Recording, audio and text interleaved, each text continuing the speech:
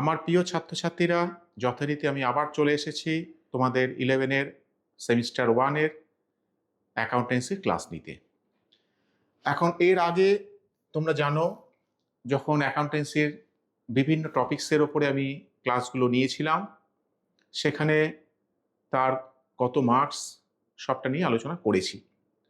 আজকে তোমাদের মোটামুটি ধরে নাও সেমিস্টার 1 এর যে লাস্ট টপিকটা রয়েছে সেটা হচ্ছে বিল অফ এক্সচেঞ্জ, যেখানে মার্কস রয়েছে কত? 6 মার্কস।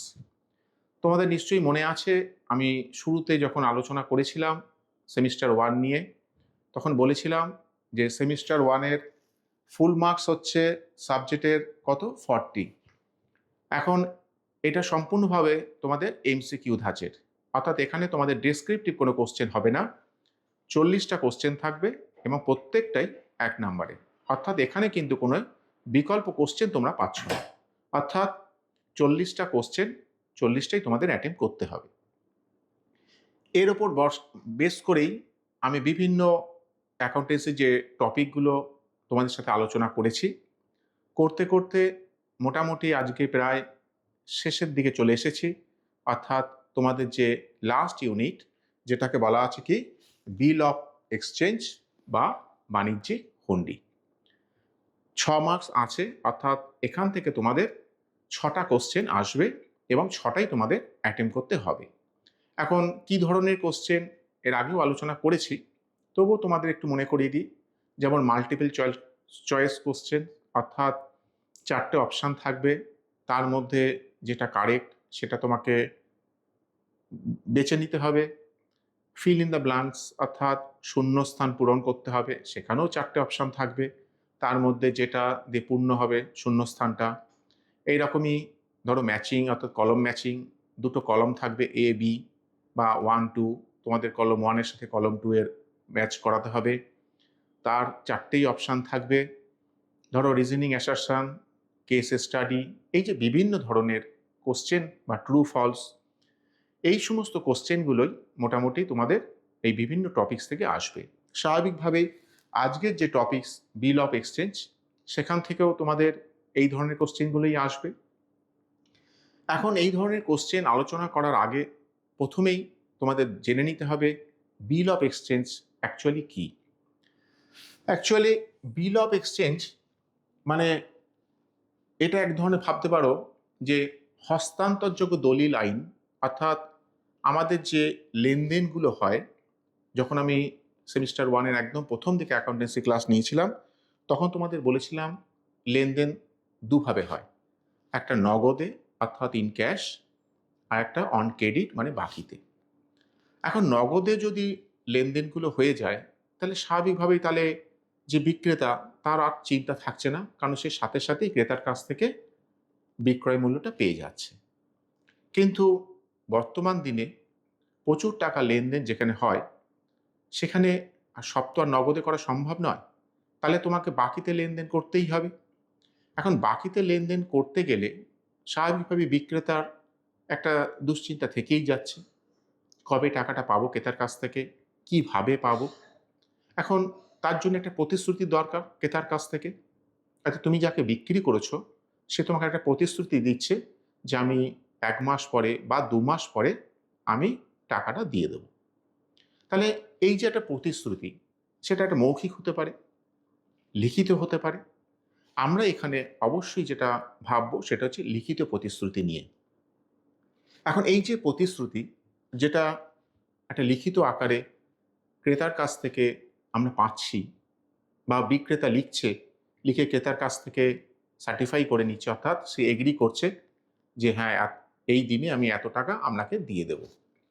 তাহলে এই যে প্রতিশ্রুতিটা বা প্রমিসটা, আমরা লিখিত পত্রটাকে আমরা আবার হস্তান্তর করতে পারি, অর্থাৎ একজনের কাছ থেকে আরেকজনের কাছে এন্ডোর্স করতে পারি।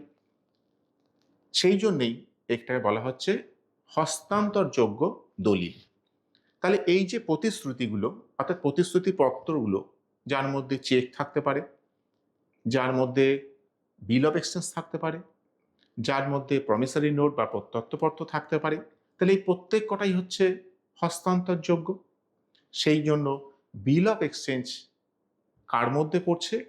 হস্তান্তরযোগ্য দলিল আইন, যেটা কবে পাশ হয়েছিল? 1881 সালে।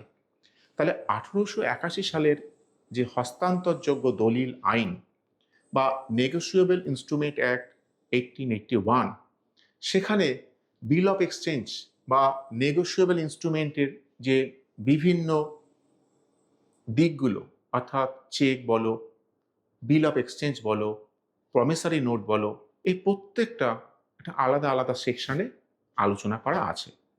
আজকে যেহেতু মূল আলোচ্য বিষয় বিল অফ এক্সচেঞ্জ নিয়ে, তাই আমরা আজকে শুধুমাত্র আমাদের আলোচনাটা বিল অফ এক্সচেঞ্জের মধ্যে সীমাবদ্ধ রাখব। পরবর্তীকালে যখন এই ইউনিটটাকে আমরা আরও বিস্তারিতভাবে আলোচনা করব, তখন আদার্স যে টপিকগুলো রয়েছে যেমন প্রমিসারি নোট, চেক, সেগুলো আমরা তোমাদের সাথে অবশ্যই আলোচনা করে নেব। তাহলে দেখা যাক নেগোশিয়েবল ইনস্ট্রুমেন্ট অ্যাক্টে কি বলা আছে। দেখো কি বলছে, negotiable instrument according to section 13 subsection 1 of the negotiable instrument act 1881। আচ্ছা, ওই যে তোমাদের বললাম হস্তান্তরযোগ্য দলিল আইন পাশ হয়েছিল 1881 সালে, তার কত নম্বর ধারাতে বলা আছে? 13 সাবসেকশন 1-এ কি বলছে? এ negotiable instrument means a প্রমিসারি note, মানে প্রত্যর্থপত্র, অর্থাৎ কাউকে প্রমিস করছি হ্যাঁ আমি টাকাটা দিয়ে দেবো, তার টার্মস অ্যান্ড কন্ডিশনগুলো মেনে নেব। Bill of exchange or cheque payable either to order or to the bearer, অর্থাৎ হস্তান্তরযোগ্য দলিল আইনে আমরা যাকে প্রদান করছি অর্থাৎ প্রতিশ্রুতি দিচ্ছি, এই রকম promissory note, bill of exchange, cheque প্রত্যেক কটাই যেহেতু হস্তান্তরযোগ্য, তাই এগুলোই নিয়েই হচ্ছে আমাদের নেগোশিয়েবল ইনস্ট্রুমেন্ট অ্যাক্ট বা হস্তান্তরযোগ্য দলিল আইন। এখন যেহেতু আজকের টপিক মূলত বিল অফ এক্সচেঞ্জ বা বাংলায় যাকে আমরা বলছি বাণিজ্যিক হুন্ডি, সেটা কি কনসেপ্টে কি বলছে? A bill of exchange is an instrument, যেহেতু এটা নেগোশিয়েবল ইনস্ট্রুমেন্টের মধ্যে পড়ছে, তাই bill of exchange is an instrument in writing, অর্থাৎ লিখিত হবে, কন্টেনিং অ্যান আনকন্ডিশনাল অর্ডার, অর্থাৎ যে অর্ডারটা আমরা দিচ্ছি সেটা কিন্তু কোনো শর্তবিহীন, অর্থাৎ কোনো শর্ত সাপেক্ষে হবে না, সাইন বাই দ্য মেকার, অর্থাৎ যে লিখবে, যে বিক্রি করেছে সে লিখছে, কার ওপরে লিখছে? যাকে সে বিক্রয় করেছিল, অর্থাৎ ক্রেতাকে। ক্রেতা সেইটাকে দেখে সাইন করে দেবে, অর্থাৎ সে টার্মস অ্যান্ড কন্ডিশনগুলো এগ্রি করে নিয়েছে। Directing a certain sum of money only to or to the order of a certain person, অর্থাৎ যেখানে একটা নির্দিষ্ট পরিমাণ টাকা একটা নির্দিষ্ট ব্যক্তিকে প্রদান করার জন্য বা তার আদিষ্ট কোনো ব্যক্তিকে বা তার বাহককে প্রদান করার জন্য সে অর্ডার দিচ্ছে, or to the bearer of the instrument. কোথায় বলা আছে? নেগোশিয়েবল ইনস্ট্রুমেন্ট অ্যাক্ট, যেটা 1881 সালে পাশ হয়েছিল, তার সেকশন 5-এ, অর্থাৎ 1881 সালে যে হস্তান্তরযোগ্য দলিল আইন তার 5 নম্বর ধারাতে মূলত বিল অফ এক্সচেঞ্জ নিয়ে আলোচনা করা আছে। যেখানে কি বলছে না, যেখানে কোনো ব্যক্তি তার আদেশ মতো কোনো ব্যক্তিকে নির্দিষ্ট পরিমাণ অর্থ প্রদানের জন্য শর্তবিহীন যদি কোনো আদেশ দিয়ে থাকে, সেই যে লিখিত পত্র, সেই লিখিত পত্রটাকেই আমরা বলছি বাণিজ্যিক হুন্ডি বা বিল অফ এক্সচেঞ্জ। এখন এই যে বিল অফ এক্সচেঞ্জ, তার নিশ্চয়ই কতগুলো বৈশিষ্ট্য আছে। এই বৈশিষ্ট্যগুলো নিশ্চয়ই প্রমিসারি নোট বা চেকে হয়তো সব নাও থাকতে পারে। তাহলে বিল অফ এক্সচেঞ্জের যেহেতু আজকে প্রধান আলোচ্য বিষয়, তাহলে সেই ফিচার্সগুলো একটু বিল অফ এক্সচেঞ্জে দেখে নেওয়া যাক। কি কি? রিটেন অ্যান্ড সাইন্ড, অর্থাৎ প্রথমেই আমি বলেছি বিল অফ এক্সচেঞ্জে যখন সংজ্ঞাটা বা ডেফিনিশনটা বা কনসেপ্ট নিয়ে যখন আলোচনা করেছিলাম, তখন এই যে সেকশন 5-এ সেখানে দেখো একটা লাইন পরিষ্কার একটা টার্মস বলা আছে, ইন রাইটিং, অর্থাৎ লিখিত হবে। অর্থাৎ আমরা প্রথমেই বলেছিলাম যে প্রতিশ্রুতিপত্র যেটা, সেটা আমরা ধরে নেব লিখিতই হচ্ছে, কারণ মৌখিক হলে তার আইনগত কোনো সত্তা থাকে না। যতক্ষণ সেটা লিখিত না হয়, তার উপযুক্ত স্ট্যাম্প সেখানে না পড়ছে, তার কিন্তু আইনত সেটা গ্রাহ্য হয় না। তাহলে যেহেতু বিল অফ এক্সচেঞ্জ একটা আইনগ্রাহ্য দলিল, তাহলে স্বাভাবিকভাবেই সেটা লিখিত হতে পারবে। সেই জন্য সেকশন 5-এ পরিষ্কার বলা আছে কি ইন রাইটিং, সেই জন্য ফিচার্সে বলছে রিটেন অ্যান্ড সাইন। কে সাইন করবে? তাহলে যে লিখছে, যেহেতু বিল অফ এক্সচেঞ্জ যে সেলার সে লিখছে, তাহলে তার সাইনটা অবশ্যই দরকার। সে কার কাছে পাঠাচ্ছে?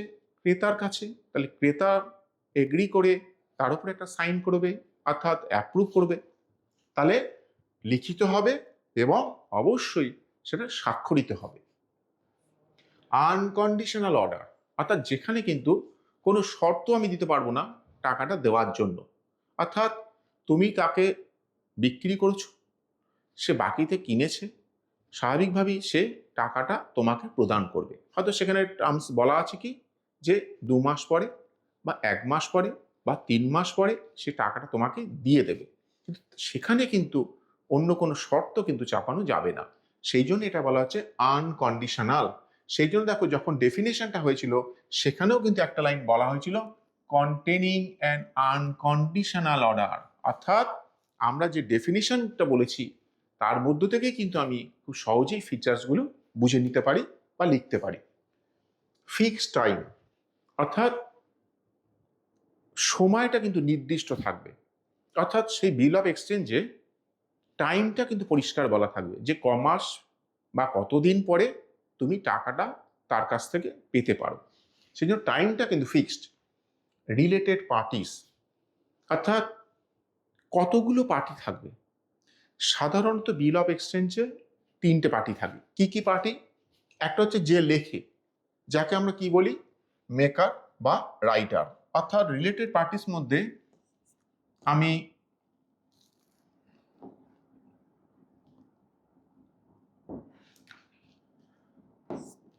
এক নম্বরে হতে পারে ড্রয়ার। ড্রয়ার মানে হচ্ছে অ্যাকচুয়ালি মেকার, অর্থাৎ যে দলিলটা লিখলো, মানে যে সেল করেছে সে, তাহলে এখানে হচ্ছে বিলটার মেকার বা বলতে পারো ড্রয়ার। তাহলে হচ্ছে হুন্ডি বা বাণিজ্যিক হুন্ডির লেখক। এবার সে যাকে বিক্রি করেছিল, অর্থাৎ যে কিনেছিল ক্রেতা, তাহলে সে এখানে কি হবে? হুন্ডি গ্রাহক। অর্থাৎ বিল অফ এক্সচেঞ্জে সেই পার্টির নাম কি হচ্ছে? ড্রয়ি, অর্থাৎ হুন্ডি গ্রাহক। তাহলে লেখক সে বিলটা সাইন করছে, বিলটা তৈরি করছে, করে ক্রেতার কাছে পাঠাচ্ছে, যে ক্রেতা হচ্ছে এখানে অ্যাকচুয়ালি গ্রাহক। তাহলে সে সেই বিলটা দেখে সেখানে সে অ্যাপ্রুভ করে একটা সাইন করে দেবে। তাহলে সেকেন্ড পার্টিটা কে হচ্ছে? অবশ্যই গ্রাহক বা ড্রয়ি।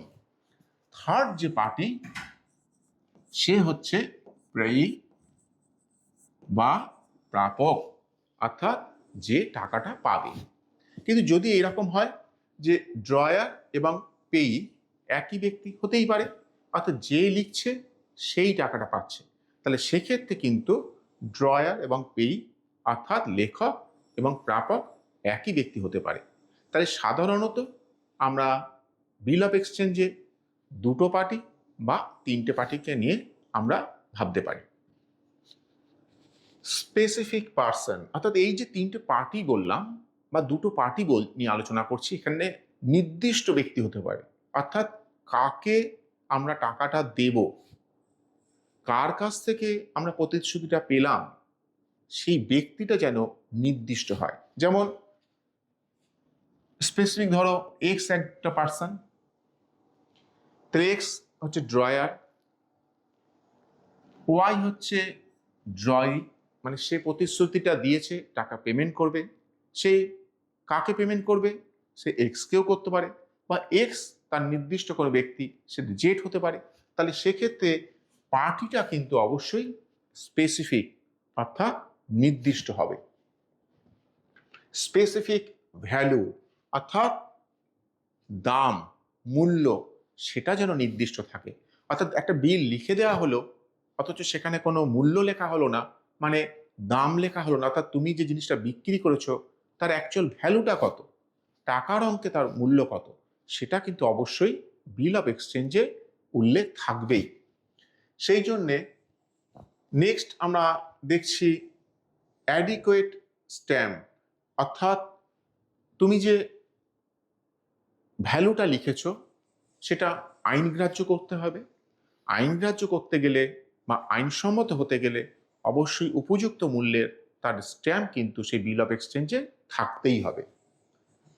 অ্যাকসেপ্টেন্স বাই ড্রয়ি, ওই যে আমি আগেই বললাম যে ড্রয়ার বা মেকার সে তো বিলটা লিখে দিল, যাকে বিক্রি করেছে তাকে তো সেই বিলটাকে দেখে তার লেখাগুলো বুঝে সেখানে তাকে সাইন করতে হবে, অর্থাৎ অ্যাকসেপ্ট করতে হবে। সে যদি অ্যাকসেপ্ট করে তবেই তো সে সেখানে সইটা করবে, মানে সাইন করবে। সেই জন্য ড্রয়ির বা গ্রাহকের স্বীকৃতি কিন্তু বিল অফ এক্সচেঞ্জের একটা প্রধান বৈশিষ্ট্য বলতে পারো। কারণ যদি ড্রয়ি বা গ্রাহক স্বীকৃতি দেয়, মানে অ্যাকসেপ্ট করে নেয় যে যে বিলটা লেখা হয়েছে সেটা তার মতো, অর্থাৎ সেখানে পরিষ্কার সবকিছু, তার মূল্য, তার স্পেসিফিক টাইম সব কটা নির্দিষ্টভাবে বলে দেওয়া আছে, তাহলে সেটা দেখেই সে সেটাকে অ্যাপ্রুভ করবে, মানে অ্যাকসেপ্ট করবে, তাহলে অবশ্যই সেখানে সে সাইন করে দেবে। তাহলে এটা কিন্তু বিল অফ এক্সচেঞ্জের একটা গুরুত্বপূর্ণ বা ইম্পর্টেন্ট একটা ফিচার্স। তাহলে মোটামুটিভাবে আমরা বাণিজ্যিক হুন্ডি বা বিল অফ এক্সচেঞ্জে এই ধরনের বৈশিষ্ট্যগুলো দেখতে পারি। তাহলে এই বৈশিষ্ট্যগুলো দেখবে অধিকাংশই যে যেখানে আমরা ডেফিনেশন বা যেখানে আমরা বিল অফ এক্সচেঞ্জের কনসেপ্টটা নিয়ে আলোচনা করেছি, সেখানে দেখবে এই সমস্ত ফিচার্সগুলো সেই কনসেপ্ট বা সেই ডেফিনিশন থেকে আমরা খুব সহজেই কিন্তু পেয়ে যেতে পারি। নেক্সট কি আছে দেখি।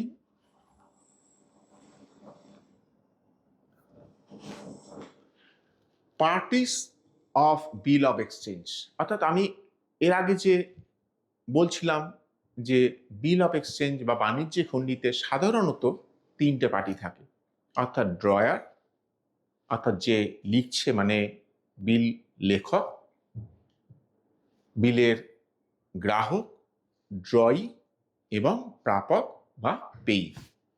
সেইটাই এখানে দেখো বলা আছে ড্রয়ার। তাহলে যে বিলটা লিখছে, তার মানে যে সেল করছে সে হচ্ছে অ্যাকচুয়ালি ড্রয়ার বা মেকার অফ দ্য বিল।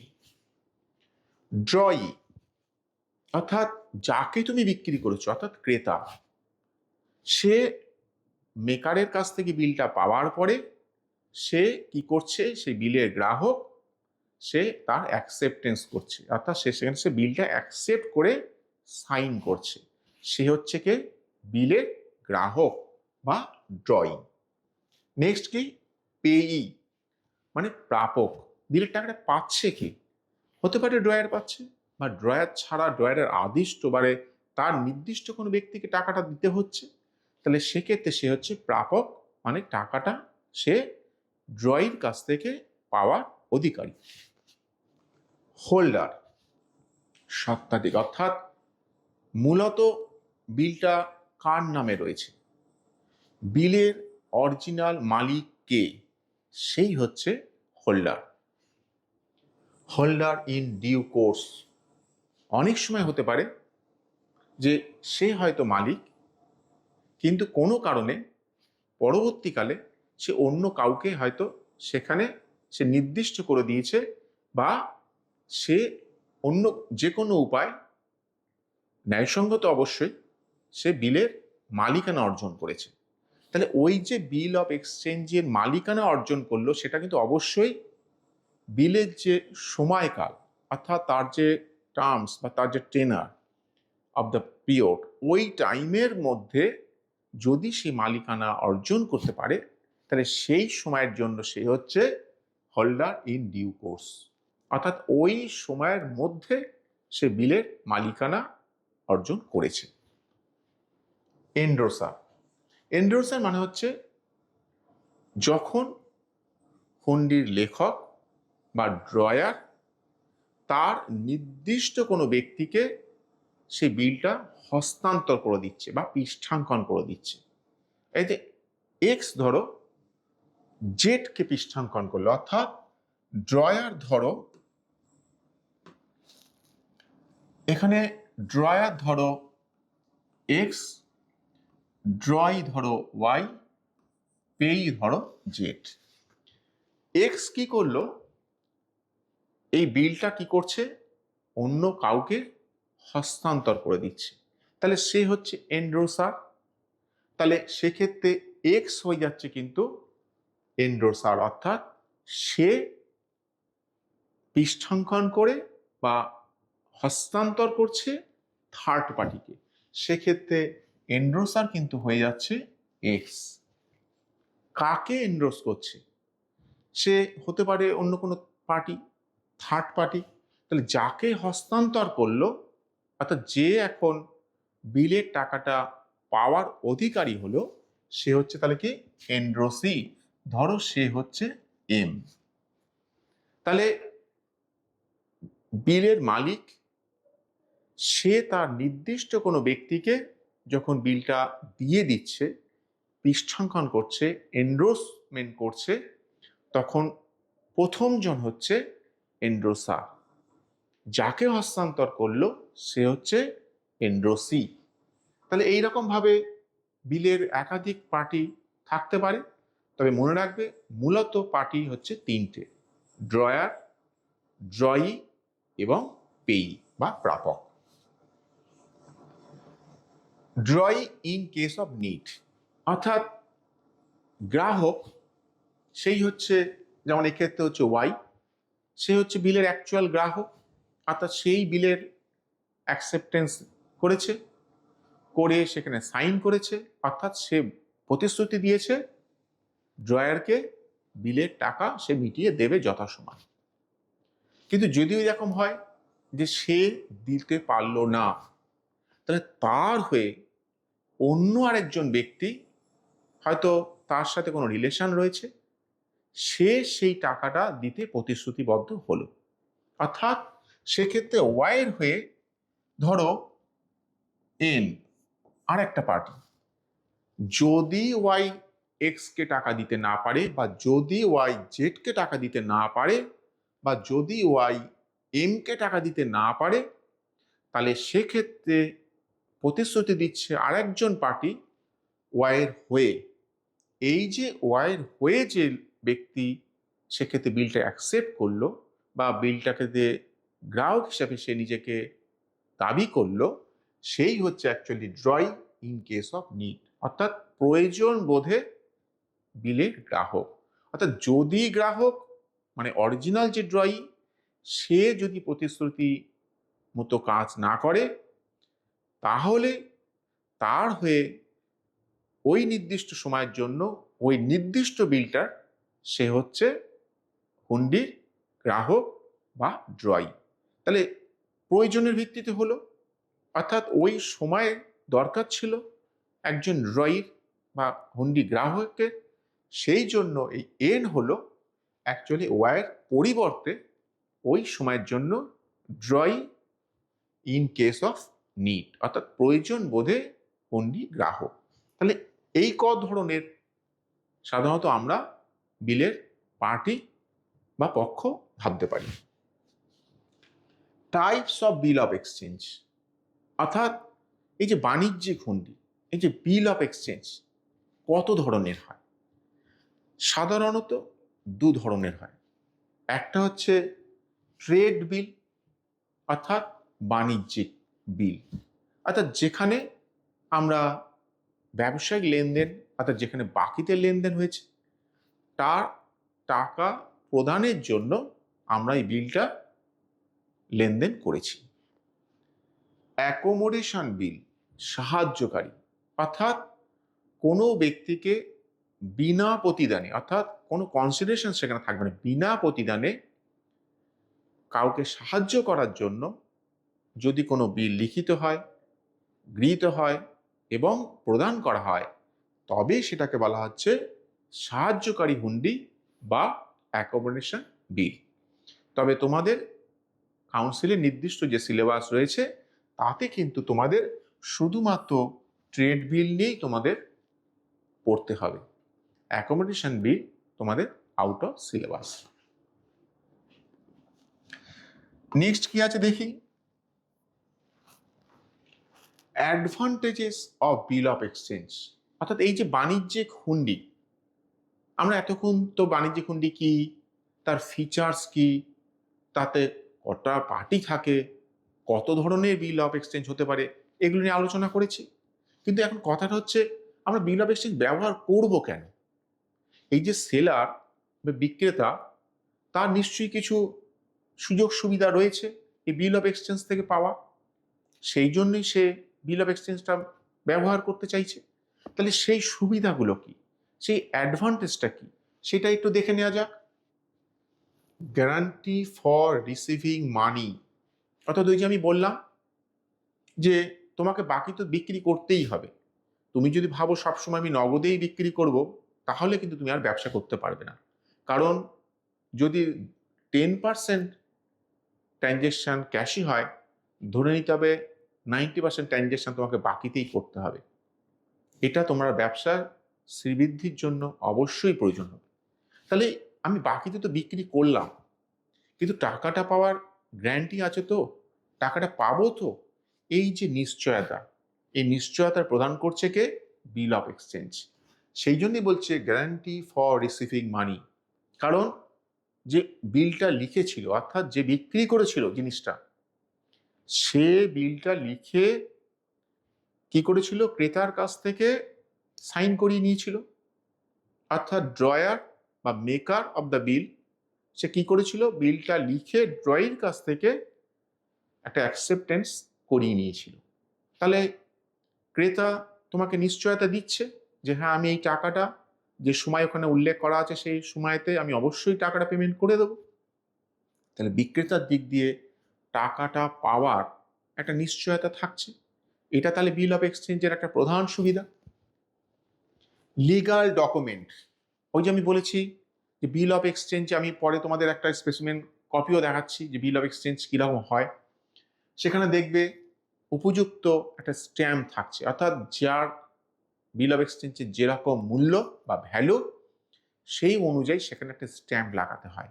তাহলে স্ট্যাম্পটা লাগানো মানেই সেটা আইনসম্মত হয়ে গেল। সেই জন্য বিল অফ এক্সচেঞ্জ কিন্তু একটা লিগাল ডকুমেন্ট।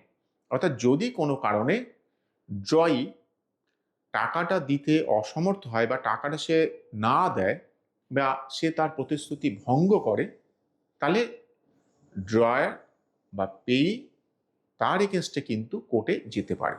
সেই জন্য এটা একটা লিগাল ডকুমেন্ট হিসাবে ব্যবহৃত হয়। ডিসকাউন্টিং ফেসিলিটি, অর্থাৎ বলা আছে বিলের টাকা 1 মাস পরে বা 2 মাস পরে বা 3 মাস পরে পাওয়া যাবে। কিন্তু হঠাৎ করে যদি ড্রয়ার বা পেয়ের টাকার দরকার হয়, সে তাহলে কি করতে পারে? সেই বিলটা সে তার ব্যাংকে নিয়ে গিয়ে অ্যাডভান্সে বা আগাম বিলটা ভাঙিয়ে নিয়ে সেটাকে ক্যাশ করে নিতে পারে। এখন নিশ্চয়ই সে 3 মাস পরে যে টাকাটা পাওয়ার কথা, সে যদি এখনই তার টাকার প্রয়োজনের জন্য সেখান থেকে বিল থেকে, অর্থাৎ বিলের ভাঙিয়ে নিয়ে ব্যাংক থেকে টাকাটা পেতে চায়, তা স্বাভাবিকভাবেই ব্যাংক তাকে পুরো টাকা দেবে না, হয়তো কিছু টাকা কম দেবে, কিন্তু তার সেই মুহূর্তে যে প্রয়োজন সেটা তার মিটে যেতে পারে। তাহলে এইটাই হচ্ছে অ্যাকচুয়ালি ডিসকাউন্টিং বা হুন্ডির বাট্টাকরণ বা ডিসকাউন্টিং অফ বিল। এটা আমি যখন অঙ্ক করাবো বা কেস স্টাডি বা প্রবলেম, সেখানে আমি ডিসকাউন্টের কী করে হিসাব করতে হয় সেখানে আমি আরও বিস্তারিত আলোচনা করব। নেক্সট কি বলছে? Facility of endorsement. ওই যে তোমাদের যখন বলেছিলাম যে ড্রয়ার অর্থাৎ এন্ডোর্সার, সে পৃষ্ঠাঙ্কন করে অন্য কাউকে এন্ডোর্স করে দিতে পারে, অর্থাৎ বিলটা হস্তান্তর করতে পারে। তাহলে বিলটা একজনের কাছ থেকে আরেকজনের কাছে চলে যাচ্ছে, অর্থাৎ মূল্য প্রদানের যে অঙ্গীকার কোনো পার্টি, সেটা চেঞ্জ হচ্ছে। তাহলে আমরা কি করছি? বিলটাকে একজনের কাছ থেকে আরেকজনের কাছে দিয়ে দিতে পারছি, অর্থাৎ এই যে স্থানান্তর করছি, এটাকে আমরা বলছি endorsement. Opportunity in credit transaction, ওই যে প্রথমেই বললাম যে বাকির লেনদেন, বাকি লেনদেনের সুযোগ সুবিধা থাকছে বলেই ব্যবসার শ্রীবৃদ্ধি হচ্ছে। তাহলে তুমি যেমন বাকিতে বিক্রি করছো, সেই রকমই বিল অফ এক্সচেঞ্জ তোমাকে ক্রেতার কাছ থেকে সেই টাকাটা আদায় করার বা সংগ্রহ করার একটা নিশ্চয়তাও দিচ্ছে। তাহলে এটাও বিল অফ এক্সচেঞ্জের একটা প্রধান সুবিধা বলতে পারো। মানি ট্রান্সফার, অর্থাৎ নগদ টাকা বা ক্যাশ আমাদের বিয়ার করতে হচ্ছে না, আমরা বিলটা একজনের কাছ থেকে আরেকজনকে দিয়ে দিচ্ছি। তাহলে নগদ টাকা স্থানান্তরের যে ঝুঁকি, সেই ঝুঁকিটা কিন্তু আর তাহলে বিল অফ এক্সচেঞ্জের ক্ষেত্রে থাকলো না, কারণ ওটা তো একটা জাস্ট লিগাল ডকুমেন্ট, টাকা তো নয়। তাহলে সেক্ষেত্রে তোমার ঝুঁকিটা কিন্তু অনেকটাই কমে গেল, অথচ টাকাটা কিন্তু ট্রান্সফার হয়ে গেল, অর্থাৎ একজনের কাছ থেকে আরেকজনকে আমরা খুব সহজেই থ্রু এন্ডোর্সমেন্টের মধ্য দিয়ে টাকাটা পাঠিয়ে দিতে পারি। তাহলে এইগুলো হচ্ছে বিল অফ এক্সচেঞ্জের সুবিধা বা বেনিফিটস বা অ্যাডভান্টেজ। এখন এই যে বিল অফ এক্সচেঞ্জ তোমরা যখন আরো ডিটেলসে পড়বে, তখন বেশ কিছু টার্মস তোমাদের সামনে আসবে, যে টার্মসগুলো তোমাদের খুব ভালো করে ক্লিয়ার কনসেপশন অবশ্যই রাখতে হবে, কারণ এখান থেকে কিন্তু তোমাদের এমসিকিউ যথেষ্ট পরিমাণে আসার সম্ভাবনা থাকবে। শুধু তাই নয়, কোনো জিনিস শিখতে গেলে তার খুঁটিনাটি জিনিসগুলো কিন্তু আমাদের জেনে নিতে হয়। সেই রকমই বিল অফ এক্সচেঞ্জের এইরকম কিছু ইম্পর্টেন্ট টার্মস রয়েছে, যেগুলোকে আমাদের একটা ক্লিয়ার কনসেপশন থাকা দরকার। টার্ম অর টেনার অফ বিল, অর্থাৎ এই যে টেনার অর্থাৎ বিলের সময়কালটা কত। যখন একটা বিল লেখা থাকবে, দেখবে সেখানে বলা থাকবে ক মাসের বিল বা কত দিনের বিল, অর্থাৎ a bill for 3 months, a bill for 120 days। অর্থাৎ আমি সেখানে কি করছি, নির্দিষ্টভাবে উল্লেখ করে দিচ্ছি যে 20 ডেজের বিল, ফর 30 ডেজের bill, for 1 month, for 2 month, etcetera. Due date, due date মানে বিলের টাকাটা আমি কবে পাবো। ওই যে বলা আছে 1 মাস, আফটার 1 month, তাহলে 1 মাস পরে আমি বিলের টাকাটা পাবো। তাহলে ডিউ ডেটটা কত হচ্ছে, ওই 1 মাস পরে। যেমন এটা যদি মে মাস হয়, তাহলে মে মাসের যদি একটা বিল কাটা হয় ফর 1 month, তাহলে তুমি টাকাটা পাচ্ছ কবে, 1 মাস পরে গিয়ে। এবার কবে মেতে কোন তারিখে কাটছো তার উপরে নির্ভর করছে জুনের কোন ডেট হবে। তাহলে যে ডেটে আমরা বিলের টাকাটা ড্রয়ের কাছ থেকে পেতে পারি, সেটাই হচ্ছে বিলের due date. Days of grace, এই যে ডেজ অফ গ্রেস, এটা হচ্ছে অতিরিক্ত আরো 3টে দিন। এখানে খেয়াল রাখবে, ডে অফ গ্রেস কিন্তু অবশ্যই 3 days, অর্থাৎ প্লাস 3 days, কার সাথে 3 দিন যোগ হবে। এই যে ডিউ ডেট, সেই ডিউ ডেটের সাথে 3 দিন প্লাস হবে।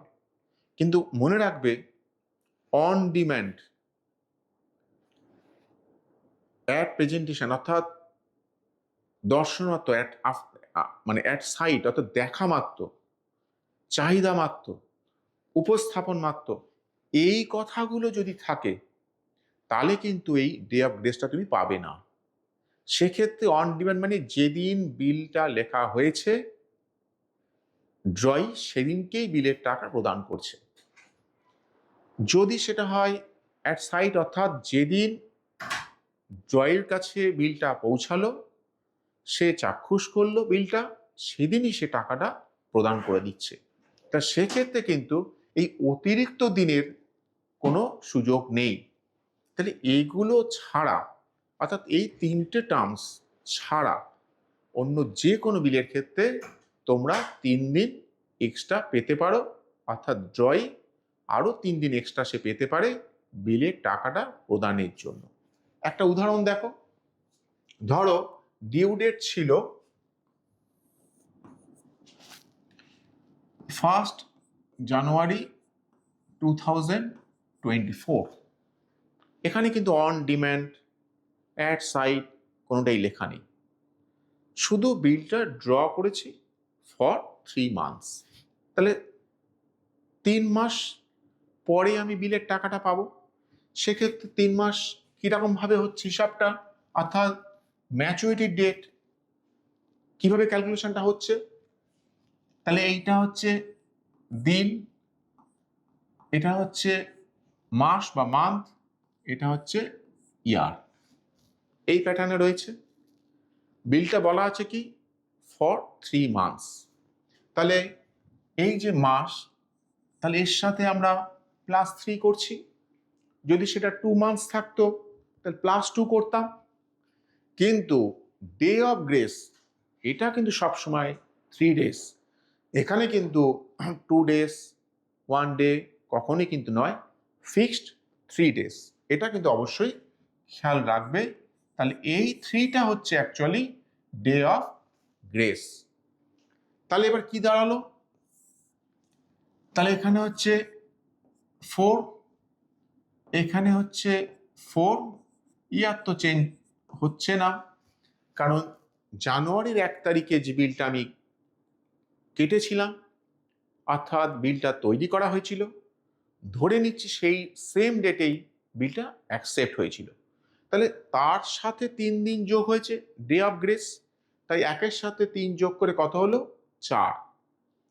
মাস বিলের কত বলা ছিল ফর 3 মান্থস, সেই জন্য 1-এর সাথে 3 যোগ হয়েছে। যদি আমি এটা ধরে নিই 2 মাস হয়, তাহলে 1 + 2 মানে এখানে হয়ে যাবে 3, অর্থাৎ মার্চ মাসের 4 তারিখে আমি বিলের ম্যাচুরিটি ডেট হবে। যেহেতু এটা 3 মাসের ছিল, তাহলে কি দাঁড়ালো এপ্রিল। 4 মানে কি এপ্রিল, অর্থাৎ জানুয়ারি, ফেব্রুয়ারি, মার্চ, এপ্রিল।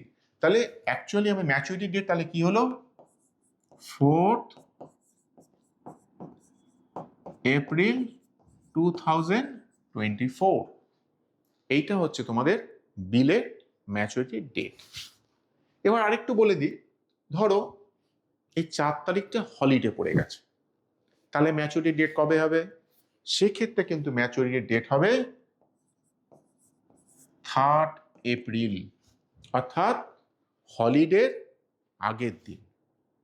কিন্তু যদি এমন হয় যে 4 তারিখটা ইনস্ট্যান্ট হলিডে ঘোষণা হয়েছে, এমার্জেন্সিতে হলিডে ঘোষণা হয়েছে, সেক্ষেত্রে কিন্তু নেক্সট ডে, অর্থাৎ সেক্ষেত্রে আমাদের কত হবে 5th এপ্রিল। এইটা কিন্তু অবশ্যই ম্যাচুরিটি ডেট খেয়াল রাখবে, কারণ এখান থেকে তোমাদের যখন এমসিকিউ হবে তখন খুব ক্লোজ ডেটগুলো থাকবে, অর্থাৎ 4 তারিখ, 3 তারিখ, 5 তারিখ, 2 তারিখ, অর্থাৎ ডেটগুলো এত ক্লোজ, তোমাকে খেয়াল রাখতে হবে সেটা হলিডে না ইনস্ট্যান্ট হলিডে, এইগুলো কিন্তু একটু দেখে নিতে হবে। অর্থাৎ এমনভাবে কোশ্চেনটা সেট করা আছে, বলা আছে যে 4 তারিখটা এপ্রিলের হলিডে, সেক্ষেত্রে ম্যাচুরিটি ডেট কত হবে? তাহলে স্বাভাবিকভাবেই সেটা 3rd এপ্রিল হবে। এই জায়গাগুলো একটু ক্লিয়ার কনসেপশন রাখবে। নেক্সট আমরা কি বলছিলাম, ডেট অফ ম্যাচুরিটি। অলরেডি আমি ডেট অফ ম্যাচুরিটি নিয়ে আলোচনা করে দিলাম। অন ডিম্যান্ড অর্থাৎ দাবি মাত্র, চাহিদা মাত্র, অর্থাৎ যেদিন বিলটা লেখা হলো, অর্থাৎ ড্রয়ার বিলটা লিখেছে, যেদিন তার চাহিদা ছিল সেদিনই সে লিখে ড্রয়ের কাছে পাঠিয়েছে, ড্রয় দেখা মাত্রই বিলটা পেমেন্ট করে দিয়েছে। তাহলে অন ডিম্যান্ড অর্থাৎ চাহিদা মাত্রই, মানে তোমার চাহিদা অর্থাৎ ড্রয়ের চাহিদা অনুযায়ী বিলের টাকা ড্রয় প্রদান করছে। অ্যাট সাইট অর্থাৎ বিল লেখা হয়েছে কিন্তু বিলটা ড্রয় দেখছে কবে? যদি এরকম হয় 1 জানুয়ারিতে বিলটা লেখা হলো কিন্তু বিলটা ড্রয় দেখলো কবে? ধরো 3rd জানুয়ারি, তাহলে সেক্ষেত্রে আফটার ডেট কত হচ্ছে 3rd জানুয়ারি। আফটার সাইট, আচ্ছা আফটার ডেট, আফটার ডেট অর্থাৎ যেদিন বিলটা লেখা হয়েছিল তার সাথে 3 দিন যোগ করে ডেট অফ ম্যাচুরিটি হিসাব হবে। যেমন এক্ষেত্রে হয়েছে 1 তারিখে লিখেছি, 1 তারিখের পর থেকে আমরা 3 দিন, যদি 2 মাস থাকে তাহলে 2 মাস যোগ করে, তাহলে ওই যে 3 দিন যোগ হলো সেইটা নিয়েই হচ্ছে আফটার ডেট, অর্থাৎ যেদিন বিলটা লেখা হয়েছে তার সাথে ডে অফ গ্রেস 3 দিন যোগ হয়েছে এবং অঙ্কে যে মাস বলা আছে সেই মাসটা যোগ করে ডিউ ডেট বা ম্যাচুরিটি ডেট নির্দিষ্ট হয়েছে। যেমন একটা এক্সাম্পল এরম ভাবি যে ধরো 1 জানুয়ারি 2025-এ বিলটা লেখা হলো, লেখা আছে কি আফটার ডেট। বিলটা আমি ধরে নিচ্ছি ক মাসের বিল, বোঝার সুবিধার জন্য আমি ধরে নিচ্ছি ফর 2 মান্থস। তাহলে সেক্ষেত্রে ম্যাচুরিটি ডেট কি হবে? 1, তার সাথে ডে অফ গ্রেস যোগ করলাম, তাহলে এইটা হচ্ছে ডেট। মাসের ক্ষেত্রে কি হয়েছিল? মাস ছিল কত?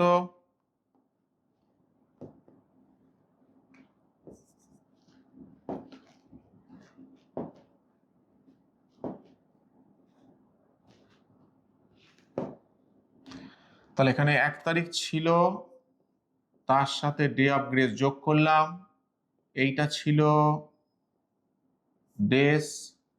মাস ছিল কত? 1 মান্থ, তার সাথে 2 মান্থ যোগ হয়েছে, তাহলে 1 + 2 ইয়ার কত ছিল? 2025। তাহলে ম্যাচুরিটি ডেট কত হচ্ছে? 4/3/2025। এটা হচ্ছে আমাদের after date wise maturity date. এবার লেখা আছে আফটার সাইট, অর্থাৎ বিলটা লিখেছি 1 তারিখে, কিন্তু বিলটা অ্যাকসেপ্ট হয়েছে কবে?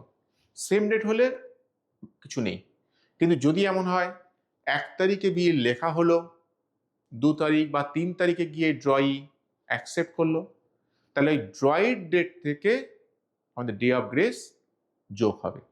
যেমন ধরো যদি এইটাকেই আমি আফটার সাইট হিসাবে ভাবি তাহলে কি রকম হতে পারে? ধরো এবার আমি ভাবছি আফটার সাইট, তাহলে এক্ষেত্রে আফটার সাইটের ক্ষেত্রে আমি ধরে নিচ্ছি বিলটা রিটেন হয়েছিল জানুয়ারি মাসের 1 তারিখে, এটা হচ্ছে বিলের ড্রয়ের ডেট। তাহলে ড্র হলো এই ডেটে, অ্যাকসেপ্ট হলো কত? ধরে নিচ্ছি 3/1/2025-এ অ্যাকসেপ্ট হলো।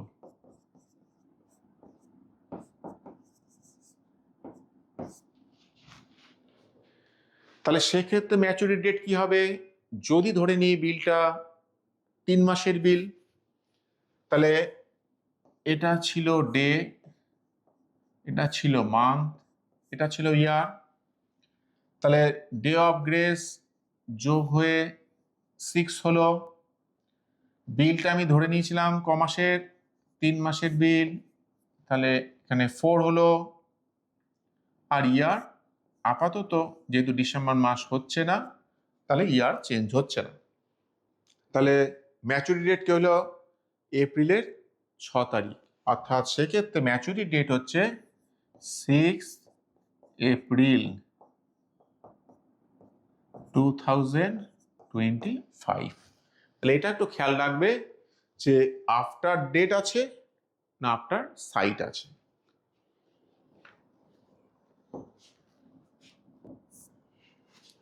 নেক্সট আমরা আসছি noting of a bill. Noting actually ব্যাপারটা হচ্ছে বিলটা যখন পেমেন্ট না হয়, অর্থাৎ ড্রয়ি বিলের টাকা দিল না, তাহলে বিলটা না দেওয়ার জন্য এই পুরো বিষয়টা হুন্ডির যে লেখক ছিল সে গভর্নমেন্টের নির্দিষ্ট যে ব্যক্তি তাকে জানিয়ে রাখলো, বা গভর্নমেন্টের যে আদিষ্ট ব্যক্তি যে এইগুলো নিয়ে দেখাশোনা করে আইনগতভাবে অফিসিয়ালি, তাকে এই বিষয়টা জানিয়ে রাখলো। এইটাকেই বলা হচ্ছে noting of a bill, protesting of a bill. অর্থাৎ বিলটা লেখা হয়েছে, পেমেন্ট হয়েছে, মিটে গেল, কোনো সমস্যা নেই। যদি পেমেন্ট না হয়, তাহলে এই যে বিষয়বস্তুগুলো আমরা পুরোটা আইনসম্মত করতে চাইছি, এটাই হচ্ছে প্রোটেস্টিং। নোটারি পাবলিক, ওই যে গভর্নমেন্টের যে নির্দিষ্ট ব্যক্তি বা যে অফিসার, যে এই পুরো আইনসম্মতভাবে বিলের টাকা প্রদান না হওয়া, অর্থাৎ বিলের অনার বা ডিসঅনার, এই যে ডিসঅনার সংক্রান্ত যে আইনগত ঝুট ঝামেলা, এইগুলো যে দেখাশোনা করে সেই হচ্ছে actually notary public. Noting charge, অর্থাৎ এই যে তুমি জানালে, তার জন্য তো একটা খরচ আছে, যে এক্সপেন্সেস আছে। এই ক্ষেত্রে এই যে বিলটা ডিসঅনার হয়েছে সেই সংক্রান্ত বিষয়বস্তু তুমি তাকে জানিয়ে রাখলে, সে সেটাকে রেকর্ড করে রাখলো, এই জন্য তার একটা যে চার্জ, গভর্নমেন্টের যে নির্দিষ্ট চার্জ, সেটাকে আমরা বলছি কি নোটিং চার্জ। এটা মনে রাখবে, যখন বিলটা প্রদান হবে না, অর্থাৎ বিলের দুটো দিক হতে পারে। একটা হচ্ছে অনার্ড, অর্থাৎ যে কোনো বিল দুটো কেস হতে পারে। একটা হচ্ছে অনার্ড অর্থাৎ মেড, অর্থাৎ বিলের টাকা পেমেন্ট হয়েছে, তাহলে অনার্ড, মেড বা পেড, তাহলে এইগুলোর ক্ষেত্রে কিন্তু কোনো সমস্যা নেই, বিলটা গেছে, ড্রই বিলের টাকা দিয়ে দিয়েছে। কিন্তু যদি বিলের টাকাটা না দেয়, তাহলে সেটা হচ্ছে ডিসঅনার্ড, অর্থাৎ ড্রই কিন্তু আর বিলের টাকাটা দিল না। তাই ডিসঅনার্ড যখন হবে, তখনই আমাদের notary public, noting charge, noting of a bill, এই বিষয়গুলো আসবে।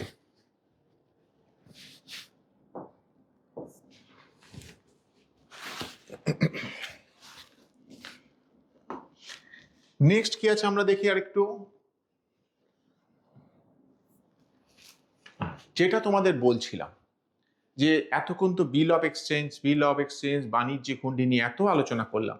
অ্যাকচুয়ালি বাণিজ্যিক হুন্ডিটা দেখতে কিরকম হয় সেইটাই একটা স্পেসিমেন কপি ভাবতে পারো, তোমাদের সামনে আমি উপস্থাপন করলাম।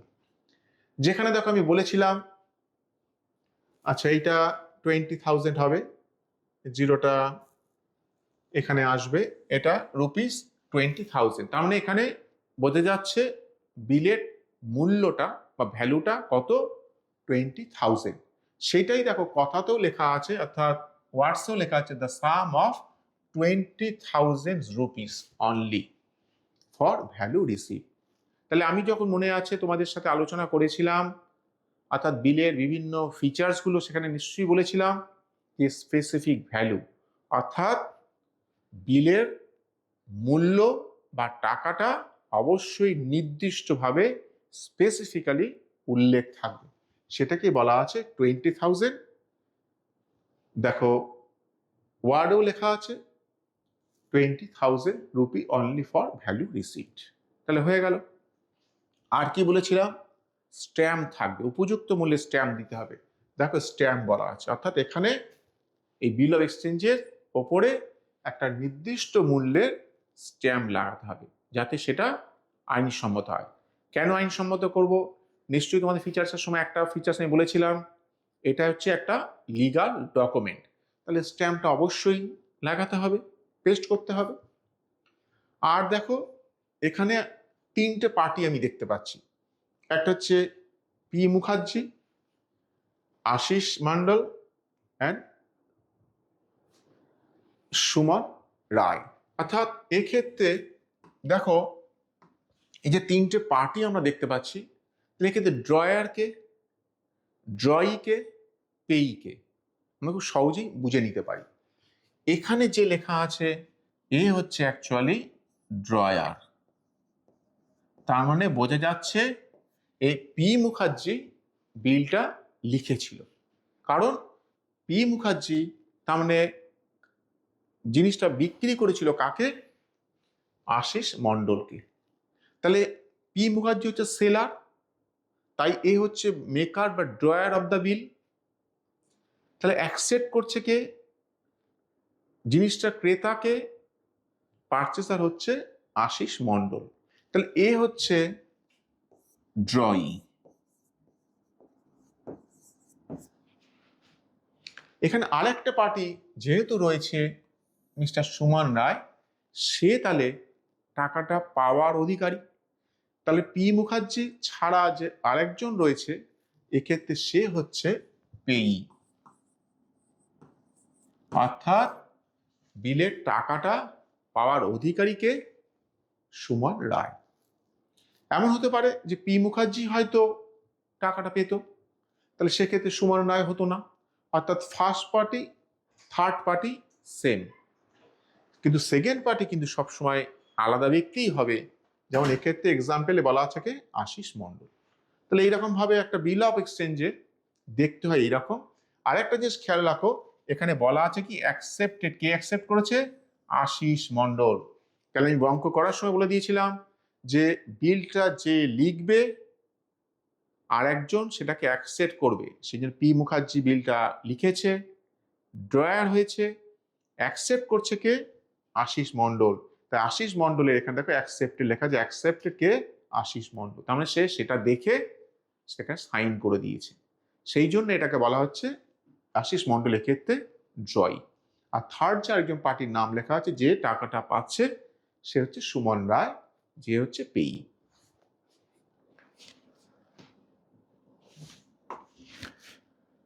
নেক্সট আমরা যে এতক্ষণ ধরে বিল অফ এক্সচেঞ্জের বিভিন্ন থিওরি নিয়ে আমরা আলোচনা করলাম, এরপর আমরা বিভিন্ন ধরনের কেস স্টাডি, অর্থাৎ তোমাদের প্রথমেই বলেছি যে 40 নম্বরের যে প্রত্যেকটা 1 নম্বরের কোশ্চেন হবে, সেখানে কেস স্টাডিও এক ধরনের কোশ্চেন।